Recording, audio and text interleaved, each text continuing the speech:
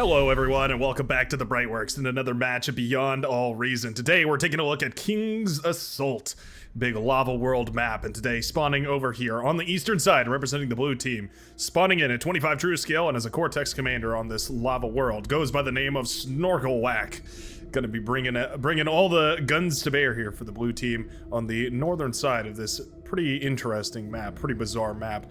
Cool little metal extractor. We'll talk about all that in just a second after we meet our red team leader, who in fact is going directly towards that metal extractor, goes by the name of Blade Unicorn. Going to be playing as an Armada commander here, right up on the front line. Love to see it. 23 true skill and a little silver tail of a chevron peeking out there as well. Love to see it. So yeah, this map pretty interesting. It's got these very valuable metal extractors in the middle, 2.5s on each and every one of those. It's got also this 10 metal per second metal extractor here, so obviously the commander in charge of that is going to have a fabulous early game economy. And it's got, of course, these little lanes on the southern and northern side where usually 2, sometimes 3 commanders duke it out over there. So it's pretty cool. Lots of big open fields, so a lot of vehicles is what I'm expecting to see here. Bland Unicorn indeed going for that vehicle bay. I'm expecting, okay, Wolfric Drogo going to be going for a bot lab here actually instead, rather than the vehicle bay. Mixing things up, actually looks like a lot of the blue team. Maybe I spoke a little too soon. Most of the blue team still going for vehicles, but a couple of them shaking it up, namely Wolfric Drogo as well as Snorkelwhack. All right, we are getting ready for a pretty standard game aside from those bot labs. There is a bot lab here though, so yeah, I mean, the preference has to play into it too, and I'm definitely I'm definitely not immune to that as well.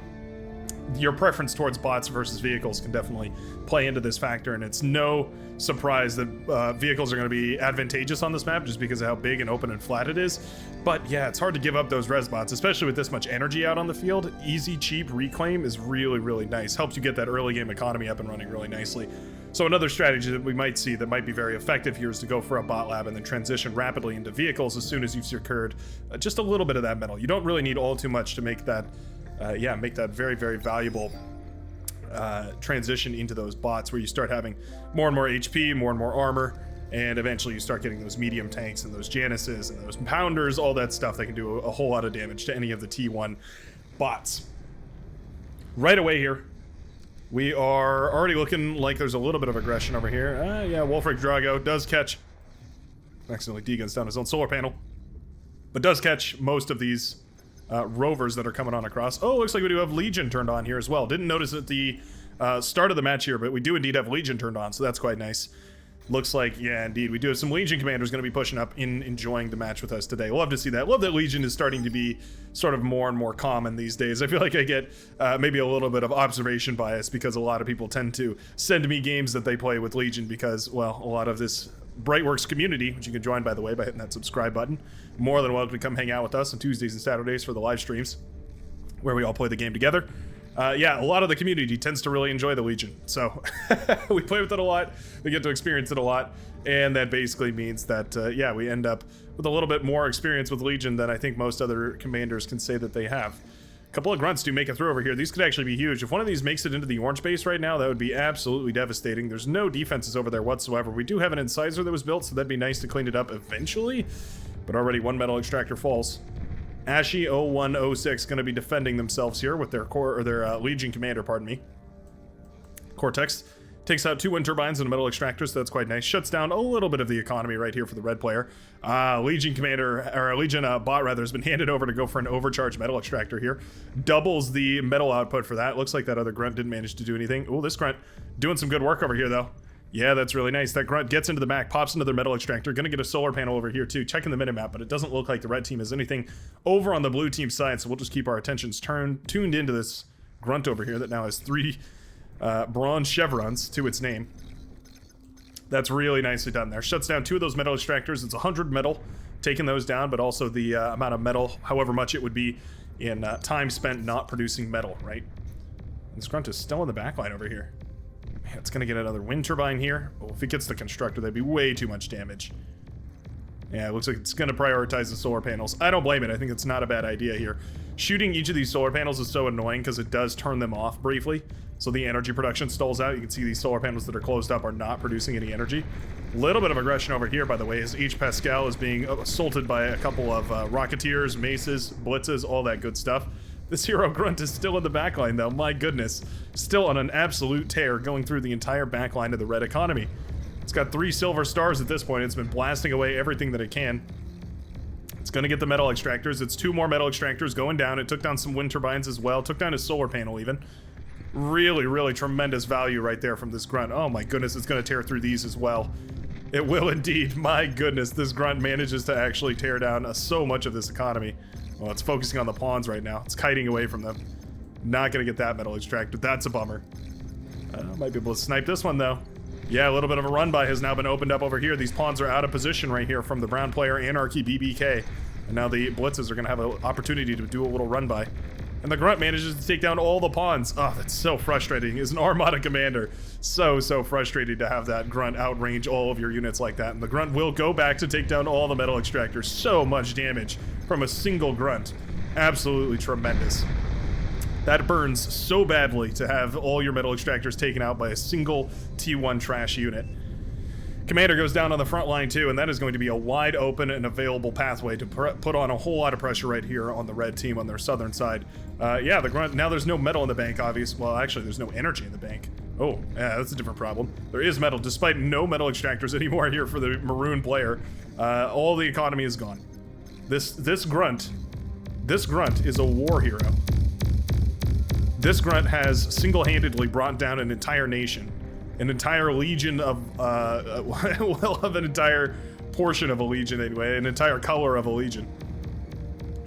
I don't know if I've ever seen a grunt do this much damage in a single game. A single grunt do this much damage in a single game. That is probably the most valuable grunt that I've ever seen. Luckily not going to be able to snipe the vehicle bay. That would just be horrendous if the grunt managed to actually do that. It is still gaining experience though.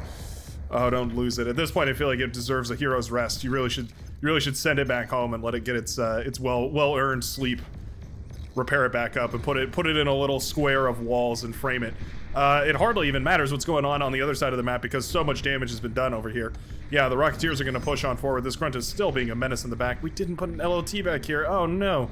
The grunt is going to keep doing more and more damage. My goodness. That guy is the most valuable grunt I think has ever existed. Yep, there we go. More and more metal extractors going down right here. 26 kills to this grunt, and he's not even done yet. Gonna continue blasting away at all those. Basically a Razorback at this point. Yeah, I mean, the push looks decent up on the northern side for the blue team, too. Yeah, the yellow team, or the yellow player, and just everybody on the red team is falling behind because there's so much metal that's not going back to their economy here. It doesn't really matter how efficient the trades are at this point for the blue team. They can afford to lose as many units as they want because they can just afford to replace them with all the metal extractors that otherwise should belong to the red team here. This grunt's still going on a tear. My goodness. Don't tell me it dies to an LLT. That'd be so shameful. Oh no. No, run away. Run away, little grunt.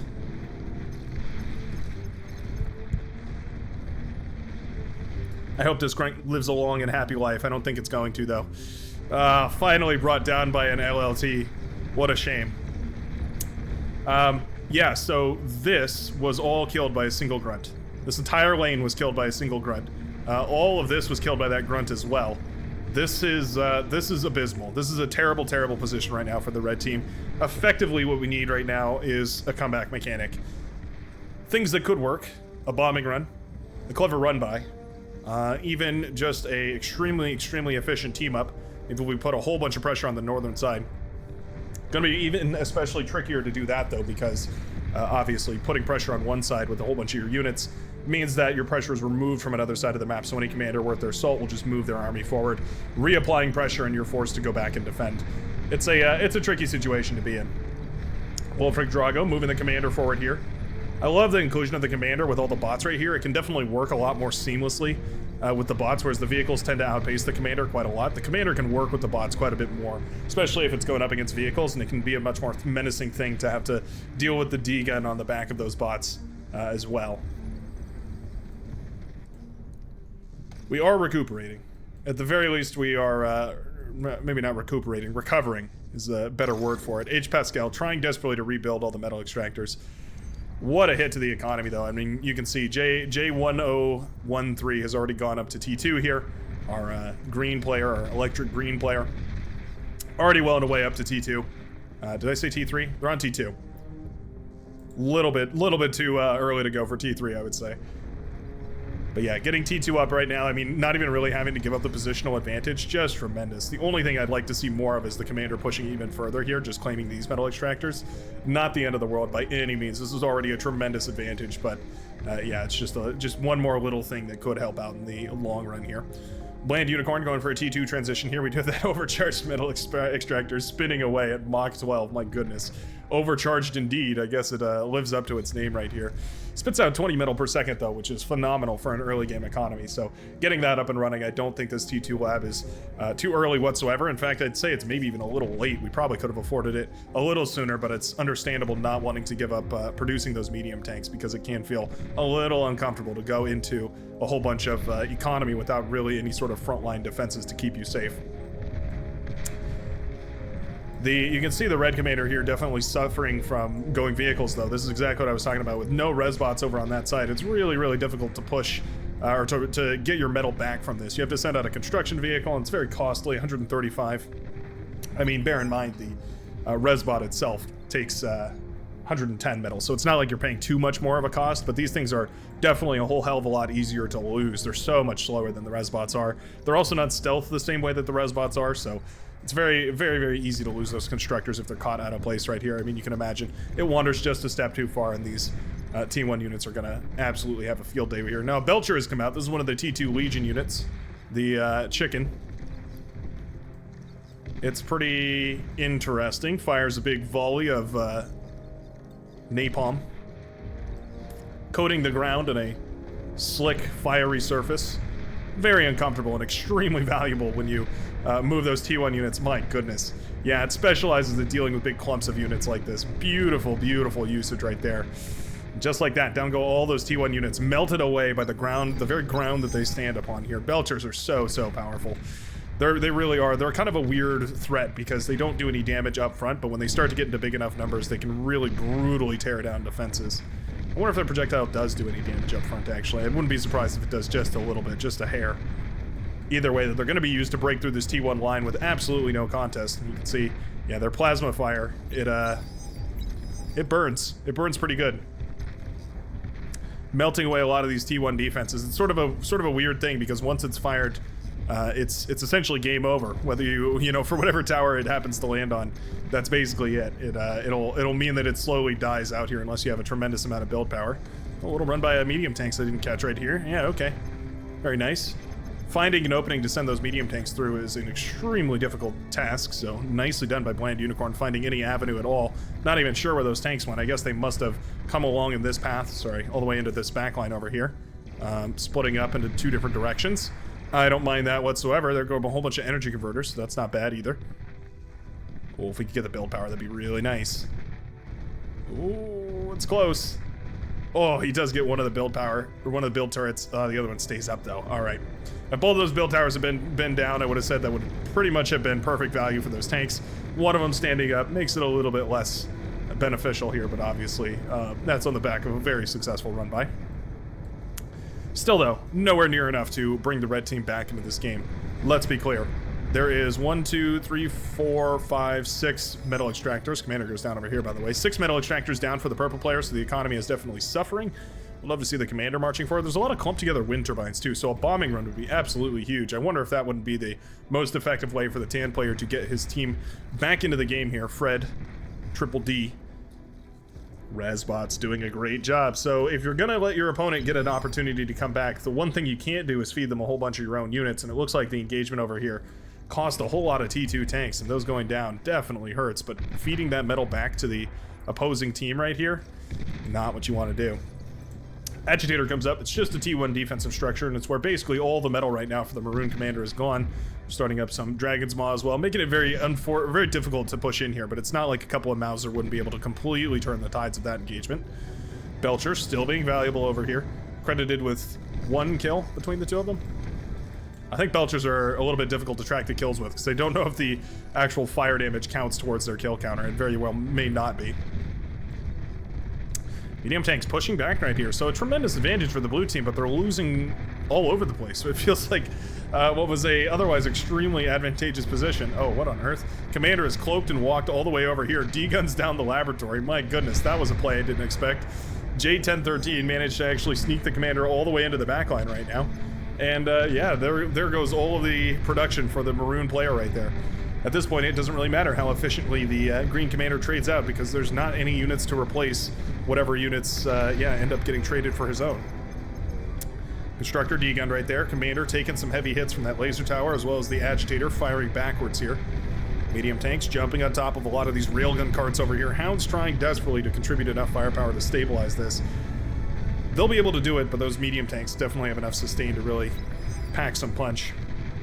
Eventually, this all gets cleaned up right here, but boy, what a tricky engagement. J1013 protecting himself with some LLTs over here. All right, love to see it. Yeah, the lime green commander not willing to budge an inch, going to continue with the aggression over here. Going for bulls, where I think 2 or 3 Mauser might be a good idea, just in order to besiege this position right here. Heavy laser tower coming up. The range on this is just barely at the edge of where the commander is standing over here. Gunship's going to try and clean this up. So much metal in T1 solar panels. 2,100 metal. That's half a fusion reactor in metal right here, and we're about to get it all destroyed. Yeah, the D-guns do connect. Now, one thing you can do, by the way, is you can capture while being cloaked over here. So I wouldn't mind seeing this commander maybe try and capture some of these solar panels. You can't eat things while cloaked, but you can definitely capture. J1013 will eventually go down, but what a tear for that commander to go on right there. Absolutely obliterated the base of the maroon commander, who's going to have to rebuild not once, but twice here, trying to get back into this match. More of those Belchers coming up to this high ground over here. These might actually be the same Belchers. They're very efficient, so I wouldn't be surprised by it. Check the kills right there. 11 kills, yeah. Probably the same Belchers that have been clearing away the middle of the map right here. Definitely going to be extremely valuable in dealing with the T2 that's already out and available for the blue team on the southern side. Marquette, great job claiming those metal extractors once more. Feels like the T2 transition's a little slow right here from Wolfrig Drago. I'm a little surprised we don't see T2 units en masse right now out on the middle of the map. Bland Unicorn doing an excellent job of getting that T2 up and running and then putting it out on the field and getting tremendous value with it. These Starlights can be extremely, extremely efficient, so using those I definitely approve of. I think that's a great option. Bunch of rovers parked in the front to give vision for these Mauser to shell away at. They're forward observers for that heavy mobile artillery firing away from the backline. Love to see this inched forward right here so that we can continue firing away. There's a lot of beamer turrets that were built over here, a lot of pop-up Dragon's turrets, Dragon Claw turrets, the lightning turrets. Very popular as well, very dangerous. They can even deal with T2 on certain scales. Gunships being quite annoying. These are just the T1 Banshees, so they're not, you know, not anything super crazy. A call for air has gone out. The call may be answered at some point. Maybe not. Rokan Court. Not sending the fighters. Yeah, we're a little bit left up high and dry right now. J1013 gonna have to deal with this in his own way, and I think a good option would be to go for some of those flak trucks. 1 or 2 flak trucks shuts this down immediately. They aren't here though. And so there they go. Those Banshees getting some tremendous value out. We hardly ever see Banshees get as good a value as they are right now. This has been a game all about value. That early game grunt, that hero grunt, and then finally these Banshees managing to snipe a whole bunch of this critical stuff. You get the T2 con that's super, super annoying. There we go. Flak trucks do start up here, realizing there's no help from the air player who's just living their island paradise dreams. And there we go. The flak truck does eventually clean up all those gunships there, and that's going to be a nice little response. Now, did we really gain all too much? I mean, a nice little position was retaken right here, but we're not going to be able to claim these metal extractors now without constructors on the front right here. So those gunships, they definitely pushed back on the green player, but more than anything, they just kind of exposed a weakness, and now the green player has the anti-air defenses in order to account for that weakness. So really all we've done is denied ourselves the opportunity to go for a bombing run, which is a little bit of a shame. That definitely could have done some huge damage. You can imagine bombers connecting with these fusions, connecting with all these wind turbines, especially these ones over here, these grouped up ones over here. Yeah, it's a little bit of a bummer. Oh, looks like the air rework is enabled for this as well. I really should check the stats of the match before I do these, huh? I learned that you actually can see the entire server setup for the match before you load it up, and I Just never knew about it, so maybe I should make a habit of doing that before I do these. Either way, it's not going to matter all too much here as the gunships finally hit the front line, but there's still no anti-air for them. Whether they have more HP or not, there's still no anti-air to deal with them, so... finally, the fighters are pulled. Man, those fighters move like molasses. You know, it's weird. I could have swore those fighters were moving faster just a minute ago. Maybe I was looking at some T2 fighters, though. The T2 ones should be moving a little bit quicker. All this taking hits from those fighters is actually so funny. The T1 fighters being used as essentially a assault, almost like a harassment force. So bizarre to me. Doesn't look normal, not at all. Mauser on the northern side have completely obliterated this line. Bulls have helped out quite a lot as well, and there they go. Continuing to shell away over here. There's a couple more Dragon's Claw, and those are dangerous. But as soon as they're popped up, they become a whole lot less durable. And it'll be pretty easy for those Mauser to blast them to pieces. There we go. Those Ambassadors also firing their long-range missiles as well. Doing a great job pushing back a little bit by a little bit. APHIS coming up by 2 construction turrets. That's going to take about 6 years. Maybe 12 minutes more accurately, but yeah, still going to be way too slow here to make any impact in this game. We either need to go for an APHIS with a whole bunch of advanced, we need to go for an APHIS with a whole bunch of construction turrets, or we need to go for a whole bunch of units, but I really don't feel like going for both at the same time is going to be very valuable, especially when you're going for those bulls. They're so expensive, it's really difficult to get value out with them. Lightning turret shot down. There's still one more up here on this northern side. Could catch some of these Mauser here if they're unsuspecting.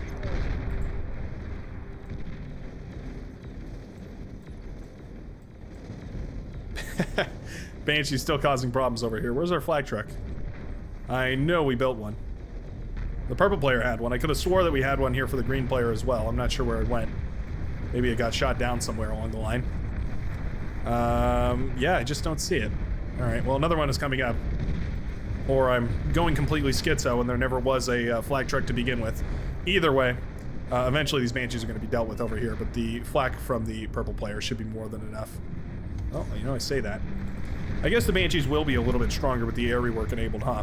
Maybe that's why they were looking a little bit more impressive.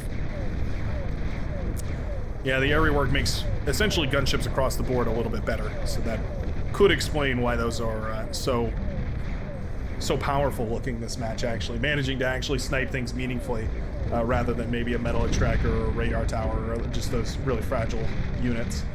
Bulls take down the fat boy right there. In record time.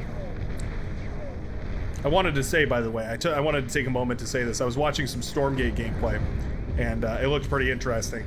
I was comparing it to Bar. Obviously, I was thinking about, I could only be thinking about Bar while watching some Stormgate gameplay, and I gotta say, I really appreciate where Bar is at in terms of the time for units to kill other units.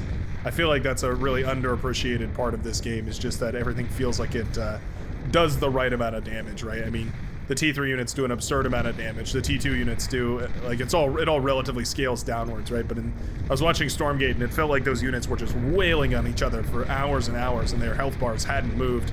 It just made it feel like none of the units had any real oomph to them, and I couldn't wrap my head around why they felt so frail. Now, that being said, obviously I'm watching very early access gameplay, very early beta gameplay, so it's not like that's a indicator of exactly where that game is going to end up at, but I thought it was an interesting point of note. Made me appreciate the way that Beyond All Reason was structured just a little bit more. I also got a suggestion, I wanted to point it out. Oh, nice snipe right there. Mauser continuing to push forward, aided by this spy bot right here. Get a nice snipe on the commander. I wanted to point out there was another comment. Oh gosh, what was the name of that game? Somebody commented about the name of a game that apparently is in a beta right now that I thought I would take a look at. I should. Okay, well, I can't find it. Never mind. Never mind that. If you're interested in me taking a look at other RTS games, though, let me know down below in the comment section. I'm always a little hesitant to cover anything other than Bar. I'm well aware that my critical mass of viewer are only interested in Bar, but I'm always happy to hear from what you guys say, and I'm always willing to breach out and do new things. Anyway, I've been chatting long enough. Why don't we watch the southern side get swamped through again? I think this devastation could have happened a little while ago. I feel like this push was long overdue. But other than that, it is eventually going to all lead to the same result here. And where did it lead you? Back to me. That's what Squids McGee is saying as he runs for his life here. Legion commander with no effective way of dealing with this many bulls. Effectively flightless. Only option is to turn tail and run and hope that the units don't find you, but that is not going to be the case this time. Those bulls absolutely on a tear here. The entire economy goes down right there for the pink and brown commanders. Sorry, pink and maroon commanders. Brown commander RGBK going to be in a whole lot of trouble as well here as the fusion reactor pops, sending the economy back to the Stone Age. There are some hornets in the sky, and you know what? Those hornets are absolutely brutal. They are not firing very quickly, though. Hornets have definitely been changed in this. Pretty interesting. Oh, AGO pops all those units. Well, it kind of cleans it up in a roundabout sort of a way. Push on the northern front has also been won right here by the blue teams. The blue players working in tandem right here. We have Tim Adams, or maybe Time Adams, working with Snorkelwhack, both of which contributing enough firepower to breach the lines right there. Lancelot DC, just a little too occupied all over the map right here. Has to worry about the middle, has to worry about the top, just spread a little too thin. Now the economic advantage has also been tremendously in the favor of the blue team. I thought for a moment that the red team might be able to recover right here, but if they do, at this point it's going to be miraculous. Pulsar over here trying its very darndest. Desperately trying to... What on earth is that? Is that the... I'm not sure what that was. What on earth fired that? Fired that weird pulsating, like, strobing missile. That was interesting. It's a disco missile. The boogie bomb. Anyway. Yeah, if the red team manages to pull something out of the hat right here, I'd be very impressed. Now, a nuke is well, not charging, actually. It's just being built. It's going to take about an eternity before that comes up and online. Not the end of the world over here, but certainly going to be a little bit of a little bit late to the party. If we had seen it maybe 10 minutes ago, maybe it could have gotten some value out. At this point, the blue team very well anti-nukes. Actually, that is not true at all. I assume they would be well anti-nukes because I'm usually not. And most players are a lot better about that than I am, but unfortunately for the blue team, they're actually extremely prone to anti-nuke. Or prone to nuke, rather. So you know what? Yeah, this nuke actually probably could have gotten some tremendous value if it had collided with a lot of these bases a whole hell of a lot sooner. The tick spam has started, though. Okay. Yeah, our green hero here not interested in carrying this game out any longer than absolutely necessary. The tick spam has begun, and so those little pests are going to start making their way into the backlines here. And just like that, as soon as those ticks start to harass the backline with essentially no obtrusion, I think it's about time for the red team to tap out of this game. The blue team managing to capture victory today in this game on King's Assault. What an awesome one, back and forth, and man, that hero grunt went on an absolute tear all over the map. That's probably the most valuable grunt I think I've ever seen. If you'd like to see more daily Beyond All Reason casts, you're always more than encouraged to hit the like button and subscribe down below. Join up on the Brightworks with over 5,000 members at this point that I'm eternally grateful to every single day, and I sure hope you have a great rest of yours. Peace out, folks, and I will see you in the next one.